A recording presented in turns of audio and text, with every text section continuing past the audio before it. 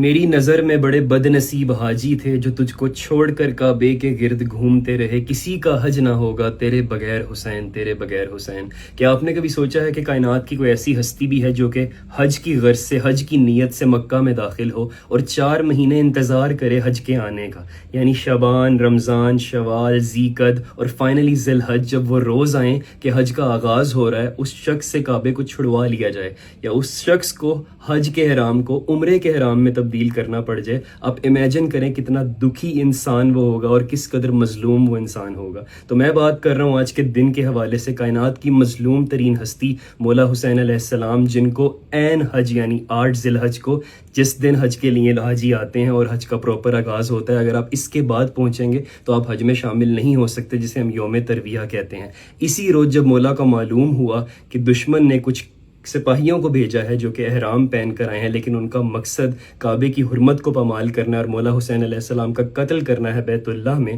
تو مولا نے یہ ارادہ کیا کہ مولا اپنے حج کے احرام کو عمرے کے احرام میں تبدیل کر لیں گے، اور یہ ایک ریزن تھی ایسا کرنے کی۔ دوسری ریزن یہ تھی کہ مولا حسین علیہ السلام اپنے قاتل کو چھپا رہنے نہیں دینا چاہتے تھے کہ کہیں حج کی بھیڑ میں جو ہے کوئی بھی ان کا قتل کر دے، اور آج تک ہمیں کبھی پتہ ہی نہ ہوتا کہ مولا حسین علیہ السلام کو کس نے قتل کیا، کیونکہ حاجیوں کی بہت زیادہ تعداد تھی، مولا حسین علیہ السلام خود حج کرنے والے تھے ساتھ، تو بہت بھیڑ ہونی تھی، اور اسی میں مولا حسین علیہ السلام کے قتل کا پلان کیا گیا تھا۔ اسی وجہ سے مولا حسین علیہ السلام نے کعبہ کو چھوڑنے کا فیصلہ کیا۔ یاد رکھیے یہ وہ حسین علیہ السلام ہے جنہوں نے 25 حج پیدل کیے، یعنی کہ عاشق بیت اللہ، جانے کعبہ ہیں مولا حسین علیہ السلام، اور ان کو کعبہ کو چھوڑنا پڑ رہا ہے، اور پہلے ہی وہ مدینہ چھوڑ کر آ رہے ہیں۔ اور یاد رکھیے کہ شاید اسی وجہ سے آقا حسین مدینہ سے قربانی کے جانور بھی نہیں لے کر چلے تھے، اور مکہ کے لوگوں نے آقا سے سوال کیا تھا کہ آپ آخر قربانی کے جانور کیوں نہیں لے کر آئے۔ تو میں یہی سوچتا ہوں کہ مولا حسین جان چکے تھے کہ وہ اس دفعہ قربانی نہیں کر سکیں، کیونکہ وہ بڑی قربانی کے لیے اپنے سفر کا آغاز کر چکے ہیں،